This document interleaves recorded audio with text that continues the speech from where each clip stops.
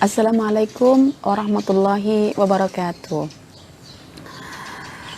Rekan-rekanku sekalian yang berbahagia, yang sekarang menikmati hari bercuti keluarga, saya ambil masa sekejap untuk berkongsi satu benda kepada rekan-rekanku semuanya.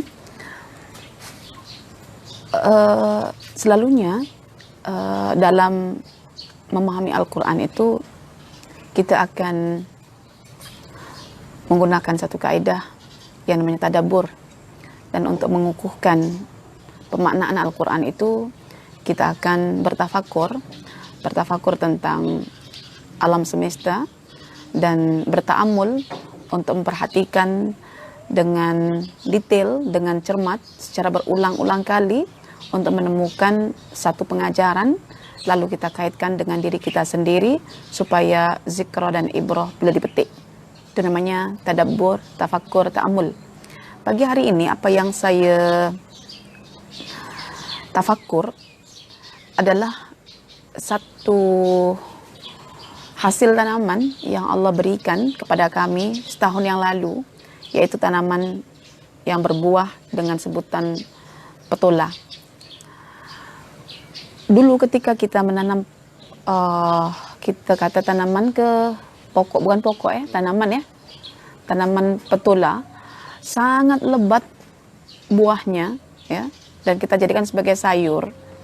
Jadi ketika muda itulah kita petik, kita hiris-hiris macam jadikan sayur. Tetapi wallahu a'lam, kita masa itu tak terfikir ada benda yang Allah sembunyikan dari kami. Ketika begitu banyaknya buah itu yang kita bagi ke orang pun tak habis-habis, akhirnya tua dekat pokoknya, dan ketika tua itulah dipetik oleh suami dan disimpan. Ketika bermaksud hendak menanam semula, pokok tanaman yang sudah bukan tanaman, buah petola yang sudah tua ini dikoyaknya oleh suami saya untuk ambil benihnya. Tapi Masya Allah, apabila ada satu yang tertinggal masih utuh, rupanya senang jadi buka.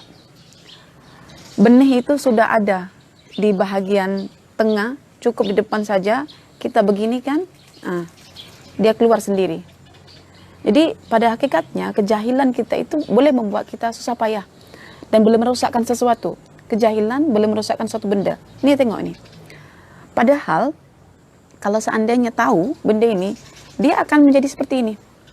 Lalu kita masukkan dalam air misalnya, dia akan berubah fungsinya dari setakat kita nak coba ambil benih untuk kita tanam menjadi sayur. Ternyata ketika sudah berumur tua begini, boleh digunakan sebagai sepan mandi, atau kata cikgu sainsnya berkata lufa. Saya pun tak tahu, baru dengar istilah itu, lufa. Tapi orang dahulu memang gunakanlah untuk sebagai penggosok pinggan ataupun sebagai penggosok daki dalam badan manusia. Dan apa yang saya boleh renungkan tentang tanaman ini adalah Allahu Akbar, Allah sungguh besar, Allahu A'zam, Allah sungguh mengagumkan perbuatan ciptaannya itu. Allahu A'la, Allah begitu tinggi ilmunya. Bayangkan puan-puan dan tuan-tuan, Allah Al-Khaliq, Allah telah mengkadarkan pelbagai jenis ciptaannya mengikut ilmunya yang bersamaan dengan zatnya, bersifat azali. Lalu daripada apa yang dikadarkan itu, maka dia pun mengadakan. Itulah Allah Al-Bari, mengadakan sesuatu yang tadi tak ada menjadi ada. Lalu Allah Al-Musawwir, membentuk ciptaan yang diadakan itu menjadi sangat indah dan cantik rupanya. Sejenak kalau kita melihat keadaan hasil buah petola yang sudah tua ini, yang sudah hampir 6-7 bulan yang lalu ini, kita boleh melihat dan membandingkan betapa ciptaan Allah itu sebetulnya tak dapat ditandingi oleh hasil rekaan manusia. Mengapa demikian? Sebab kalau kita perhatikan ciptaan Allah ini, dia ada tanpa didahului oleh sesuatu yang ada. Artinya Allah itu Al-Mubdi, yang mengadakan sesuatu tanpa ada contoh sebelumnya. Sedangkan manusia itu jahil, ketika dia sudah belajar atas kejahilannya itu, dia mereka cipta sesuatu dengan contoh sebelumnya. Dan apa yang berlaku dalam pasaran-pasaran semasa, misalnya kalau saya membeli ya alat penggosok untuk mandi itu 3-10 ringgit misalnya, itu adalah hasil daripada pemerhatian manusia terhadap objek yang merupakan hasil ciptaan Allah Ta'ala dengan metode ta'amul. Ta'amul itu merhatikan secara dalam berulang-ulang kali, maka terhasillah sesuatu yang hampir ya secara fungsinya ya dengan manusia, dengan Allah punya ciptaan. Tetapi Allah mengatakan dalam Al-Quran, Allah adalah ahsanul khaliqin. Allah itu yang paling baik dalam hal menciptakan. Artinya manusia juga ada yang berusaha untuk menciptakan, tapi hasilnya tetap Allah yang terbaik. Mengapa demikian? Karena manusia itu mencontoh, sedangkan Allah tidak melakukan perbuatan itu dengan contoh sebelumnya, karena apa yang ada ini bersifat al-mubdi, yaitu benda baru yang diadakan tanpa ada contoh sebelumnya. Baik, puan-puan, tuan-tuan, kalau kita hanya memahami ciptaan Allah itu fokus kepada apa yang kita tahu saja, sungguh kita melimitkan, membataskan fungsi daripada hasil ciptaan Allah itu. Contoh, kita hanya memikir ketika itu bagi saya untuk memasak, untuk saya masukkan dalam kuah. Tetapi ketika tersimpan dengan baik benda ini, ternyata boleh kita gunakan untuk basuh pinggan selepas kita makan sayur yang kita makan tadi itu. Ya, jadi sayur petola kita masak, lepas itu basuh pinggannya kita gunakan petola yang tua ini. Masya Allah. Tapi puan-puan dan tuan-tuan semuanya, saya pun ketika melihat benda ini begitu kagumnya artinya saya pun sempat sembang sama ayah saya, kalau bukan Tuhan kita itu bersifat kabir, akbar, bukan bersifat azim, a'zam, bukan bersifat aliyun, a'la, dan lain sebagainya, tidak mungkin benda ini ada dengan sendirinya. Tidak mungkin bagi saya. Ya, serat-seratnya, masya Allah, tuan-tuan, begitu halus, tersusun antara yang kecil ya dengan yang tebal size-nya ataupun yang nipis size-nya. Tetapi saya tak tahu nak cakap Allah, nak cakap apa.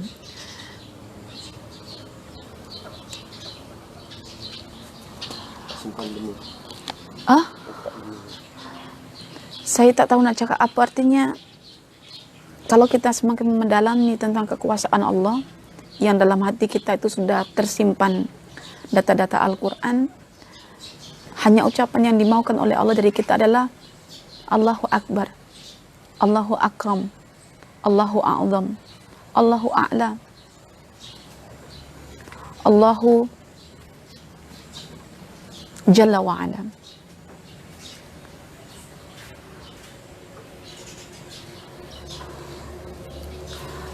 Benih yang tersimpan di dalam ini hakikatnya adalah kehidupan kita, di mana ketika benih ini kalau tersimpan dekat dalam ruang yang gelap tanpa ada pencahayaan, ya saya contohkan ini benih tanpa ada pencahayaan dan sudah waktunya untuk misalnya dikeluarkan tapi tak keluar juga, benih ini lama-lama akan menjadi busuk. Sama ketika kita keluarkan benih ini, lalu kita tanam di dalam tanah. Yang namanya benih itu tempatnya akan di dalam, ya, di dalam tanah. Ketika dalam keadaan gelap itu, benih tidak tahan mengalami kegelapan. Dan Allah menggambarkan bahwa kesyirikan itu adalah satu kegelapan. Inna syirka la zulmun azim. Ya, dalam Al-Quran surah apa itu? Surah Luqman tuh. Bahwasanya syirik itu adalah kezaliman, kegelapan yang sangat luar biasa. Ketika benih ini kita letak di dalam tanah dalam keadaan gelap, dia tak tahan. Bukti tidak tahannya benih itu adalah dia akan berkecambah keluar membelah tanah yang menutup nimbunnya itu. Pecahlah tanah itu, retaklah tanah itu, dan keluarlah tunasnya dengan membawa pada hujung-hujungnya itu, ya, benih itu sendiri ataupun benih itu tersimpan ke bawah, tapi dia sudah memecah tanah itu. Ketika benih itu sudah memecah tanah, dia sudah keluar daripada permukaan bumi, hakikat benih itu sudah mengalami kehidupannya. Kehidupannya adalah dia bercampur dengan cahaya. Tapi kalau benih itu hanya tersimpan dalam tanah dan tidak tumbuh keluar, tidak memecah tanah, itu tandanya benih mengalami pembusukan, benih mengalami kerusakan, dan hanya akan dimakan oleh hewan-hewan dekat tanah. Dan gambaran atas luaran tanah yang bercahaya itu disebut sebagai al-ilm, min an-nur, min adh-dhulumati ila an-nur. Jadi kita ini laksana benih yang tersimpan ya dalam sesuatu ini ya. Kemudian dia pun tidak mengalami kehidupan, dia menunggu bilakah petani itu akan meletak dan menimbunnya di dalam tanah agar supaya benih ini ketika tak tahan dengan kegelapan itu dia akan memecah tanah untuk hidup bersama dengan cahaya. Karena itu bagi sesiapa yang hidupnya semacam benih yang hanya dekat dalam tanah dan tidak memecah tanah, sesungguhnya kehidupannya itu adalah kehidupan yang dipenuhi oleh kejahilan, yang kejahilan itu yang akan menatijahkan kekufuran, kesyirikan, ataupun kemunafikan. Jadi adakah kita mau menjadi benih yang tersimpan dalam tanah tanpa tumbuh, ataupun benih yang tersimpan tetapi dia boleh tumbuh dan memecah? Karena itu kita mohon pertolongan kepada Allah agar kita bukan hanya menjadi satu benih saja, tetapi benih yang mengalami fasa kegelapan menuju fasa keterangan ya, cahaya, yaitu cahaya Islam, dan rujukannya adalah Al-Quran Al-Karim. Ini satu benda yang saya ambil tafakkur lah daripada benih yang tersimpan. Oke. Kalau kita perhatikan tanaman petula ini, buah petula ini atau sayur petula ini, dia tersimpan ya di dalam sayur ini dan dibalut oleh kulit ya. Allah Al-Musawwir, terbalut oleh kulit. Ketika kita biarkan begini, lama-kelamaan memang benih itu juga akan rusak. Ya. Mengapa rusak? Karena sesuatu kalau sudah cukup masanya, sudah matang, tetapi tak dikeluarkan, dia akan rusak di dalam. Demikian juga kita, kalau misalnya sudah berilmu pun, kalau kita simpan ilmu kita, dia tidak akan bertambah dan dia akan rusak di dalamnya. Maka Allah juga mengecam orang-orang yang ketika diberikan ilmu itu disimpan dan tak disampaikan karena kedengkian kepada sesama manusia. Oke, yang kedua, pelajaran yang saya ambil adalah saya coba merecall data-data Al-Quran terkait dengan Allah Al-Khaliq Al-Bari Al-Musawwir. Jadi bagaimanapun tuan-tuan, ketika misalnya mendapati hasil ciptaan Allah, coba kita buat perbandingan, karena dengan hasil perbandingan itulah kita akan mengucapkan, akan menilai, dan hasil penilaian itulah yang membuat kita akan mengucapkan kalimat-kalimat yang berbentuk al-baqiyatus shalihat, yaitu ucapan subhanallah, alhamdulillah, la ilaha illallah, Allahu akbar, la haula wala quwata illa billah. Oke. Baik, kita mungkin kagum dengan ciptaan manusia, mungkin. Tetapi kekaguman itu tatkala kita hanya berhenti pada ciptaan manusia. Kita akan berhenti mengagumi ciptaan manusia ketika kita sudah menemukan perbandingannya, yaitu dengan ciptaan Allah Subhanahu wa taala. Contohlah ya, kita bandingkan ciptaan manusia yang berbentuk span itu yang dibuat untuk gosok pinggan atau dibuat gosok badan manusia. Dengan hasil ini kita bandingkan. Cuma saya ambil sampelnya lah, hasil reka cipta manusia itu. Sebab tak teringat nak buat perbandingan itu. Jadi bila kita bandingkan contoh di tangan kanan saya ini ciptaan manusia dengan ini ciptaan Allah, kita sentuh-sentuh, kita hidu-hidu, kita cium-cium, kita tengok prosesnya, Masya Allah, prosesnya Allah punya ciptaan tanpa mengalami kesia-siaan sama sekali, walaupun hanya misalnya berbentuk serpihan kulit-kulitnya ini. Ya, ma khalaqta hadza batila. Ini bukan sesuatu yang sia-sia sebetulnya. Bila kita sentuh, kita perhatikan, dan kita tahu ilmunya, tidak ada sesuatu yang terabaikan begitu saja. Ya, kalau sesuatu sudah tiba masanya, memang dia senang untuk dikopek macam ini ya. Tapi ketika masih muda, dia belum tentu mau dikopek seperti ini. Ya, jadi untuk menjasadkan nama-nama Allah di alam semesta ini, marilah kita ambil objek yang dekat dengan kita. Apa yang ada di sekitar kita ada cukup bagi saya. Ya. Oke. Nih, ya. Kalau ini hasil ciptaan manusia. Oke. Dengan ini coba. Macam mana kita punya perbandingan? Dalam Quran, kalau kita perhatikan, hampir ayat-ayat Quran itu dalam tiap-tiap surah, hampir ya, akan dinyatakan perbandingan. Supaya manusia berpikir untuk menentukan penilaian. Sekarang kita coba buat perbandingan. Ini manusia yang dikatakan sebagai perikat cipta dan menciptakan benda ini karena memperhatikan apa yang ada dalam ciptaan Allah Ta'ala. Oke. Kalau saya tanya untuk orang modern yang tak mengenal misalnya Asmaul Husna, pilih mana?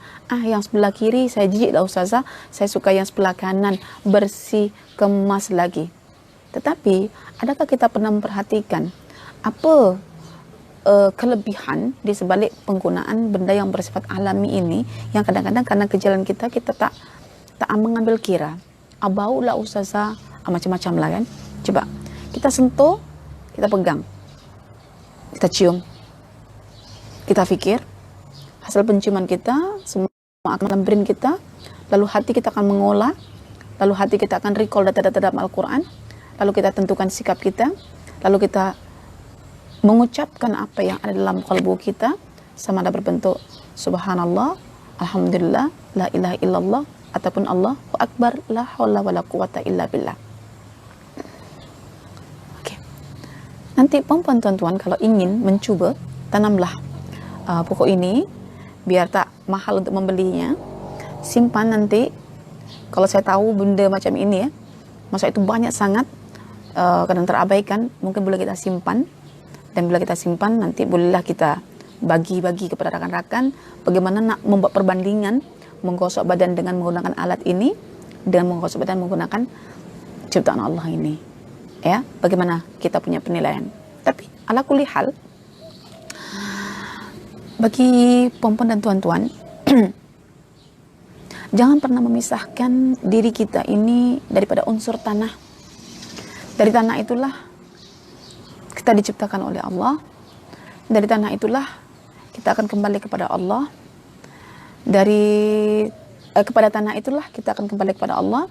Dan dari tanah itu jugalah kita akan dibangkitkan oleh Allah, layaknya biji ya yang ditanam semula ya oleh petani. Selepas dia dihasilkan dari tanah ya, ditanam semula ke dalam tanah untuk dibangkitkan, dikeluarkan lagi. Seperti itulah kita ya, dari tanah nanti akan ditimbun balik ke tanah sehingga kita laksana biji seperti ini. Bila muncul siraman di akhirat nanti, maka kita akan dibangkitkan oleh Allah, dibangkitkan daripada kegelapan itu untuk dimintai pertanggungjawaban. Jadi perempuan dan tuan-tuan, hanya memperhatikan satu benda ini, kita kaitkan semua data-data dengan Al-Quran. Kita boleh berzikir pagi-pagi dengan zikir yang hidup, bukan setakat ritual sampai berapa ribu kali, tetapi plus disertai dengan ketundukan, tangisan hati, kekaguman atas kuasa Allah dalam menciptakan manusia, khususnya dalam menciptakan alam semesta sebagai objek bagi manusia untuk berfikir dan untuk merenung dan untuk menemukan satu sikap dan untuk akhirnya yakin dan percaya terhadap hari kebangkitan. Apa kaitan antara keperluan untuk memperhatikan alam menghasilkan sains? Ya, keperluan memerhatikan alam untuk membangkitkan sains yang bersifat kreatif dan inovatif itu tidak boleh dilepaskan. Hubungannya sangat besar. Oke, saya contohkan. Malam semalam saya mengajar anak saya tentang Asmaul Husna, yaitu nama Allah Al-Khaliq ya, dengan Al-Bari. Pada waktu menjelaskan tentang Al-Bari, di situ penulis memberikan contoh Abbas ibn Firnas. Ya, Abbas ibn Firnas. Dia seorang saintis yang memerhatikan bagaimana burung itu terbang. Itu burung adalah ciptaan Allah Ta'ala. Iya kan? Burung itu ciptaan Allah Ta'ala. Saya akan kaitkan dengan sains yang bersifat yang secara teknologi lah ya, sains sekarang ini, antara sains dengan tauhid ya. Jadi ketika dia memperhatikan tentang fenomena burung, dia membuat satu hipotesis, ya, apakah manusia boleh terbang dengan menggunakan sayap daripada hasil pemerhatian pada sayap burung, ya. Kemudian tesisnya mendahului, ya, hipotesisnya itu manusia boleh terbang. Nah, manusia boleh terbang. Akhirnya dia mencoba untuk membuat kepak atau sayap dengan memperhatikan burung itu. Dia boleh terbang ketika itu, tapi tak boleh karena dia naik bukit, ya, dia terbang. Tetapi dia tak boleh landing, sebab dia masih kekurangan ekornya. Dia belum habis memperhatikan ekor burung yang ada sifat-sifatnya. Itulah dalam kajian misalnya B.J. Habibie, dia akan perhatikan rumput. Dia akan combine dengan makhluk-makhluk yang lainnya, ciptaan Allah yang lainnya, untuk menemukan kesempurnaan dalam menciptakan sains teknologi yang sifatnya itu inovatif itu tadi. Akhirnya lama kelamaan apa yang dilakukan oleh Abbas Ibn Firnas itu dilengkapkan lagi sampai akhirnya jadilah, saya beranak saya, jadilah kapal terbang di Malaysia yang kita suka balik pulang ke kampung, yaitu kita naik AirAsia ataupun naik Mars, kan, kapal terbang Mars. Nah, itu semua daripada memerhatikan sesuatu yang diadakan oleh Allah yang sebelumnya itu tiada, yaitu burung ataupun rumput dan lain sebagainya. Oke. Ketika manusia memperhatikan, dia akan membuat satu kajian secara sempurna. Kita kadang-kadang memperhatikan itu kan setakatnya untuk kita kaitkan dengan diri kita, karena jiwa kita belum jiwa yang sifatnya saintis gila, saintis murni. Jadi tidaklah sampai kita berpuluh-puluh tahun memperhatikan untuk menciptakan sesuatu yang sifatnya inovatif. Oke. Baik. Kaitannya sungguh tinggi, cuma perbezaannya begini. Setiap orang boleh menghasilkan penemuan baru dalam sains teknologi, tapi belum tentu setiap orang itu sama dalam menghasilkan perubahan dalam kalbunya, kan? Ada yang terus memperhatikan ciptaan Allah boleh menghasilkan ciptaan baru yang hampir dalam segi fungsinya. Misalnya kalau burung itu fungsinya untuk terbang, sayapnya dia ciptakan kapal terbang untuk terbang. Secara fungsinya boleh terbang, walaupun secara kesempurnaannya tak sama. Tetapi apa yang lebih berat daripada situ adalah kekaguman seorang yang menemukan sesuatu karena diilhami, dilatar belakangi oleh maklumat tentang Al-Quran, maklumat tentang siapakah Allah Subhanahu wa Ta'ala yang disebutkan dalam Al-Quran itu. Jadi bagi saya tidaklah mustahil seorang mukmin apabila dia mau menggunakan konsep tadabbur, tafakkur, ta'ammul, dia akan menjadi seorang saintis terkemuka. Oke, saya contohkan. Di kampung saya itu, kampung utara, ya, dekat dengan belahan Laut Pasifik, Laut Utara, ya, Laut Bebas. Itu masa tahun-tahun kami, B.J. Habibie, ya almarhum, akan sentiasa mengambil dari kampung kami itu beberapa puluh murid untuk dididik menciptakan kapal terbang. Maka di Indonesia masa itu terhasil banyak kapal terbang daripada orang-orang yang diambil oleh Prof. B.J. Habibie dan dilatih. Beliau mengambil karena latar belakang daripada kami adalah daripada pesantren. Jadi beliau ingin menghidupkan antara sains itu dengan Al-Quran. Jadi rata-rata yang diambil itu yang mereka yang paham Al-Quran, ya, sehingga antara sains dengan Quran itu semacam sesuatu yang tak boleh nak dipisahkan. Tetapi yang menghubung kaitkan antara Quran dengan sains adalah tadabbur, tafakkur, ta'amul itu tadi. Yang zikra ini bagi orang beriman dapat, yang bagi orang kafir belum tentu dapat zikranya. Tetapi kita berdoa untuk mereka agar Allah bagikan satu permasalahan dalam hidup mereka terkait kajian mereka, untuk supaya mereka itu kembali kepada Allah Ta'ala. Ya, itu sajalah kalau kita coba untuk kaitkan.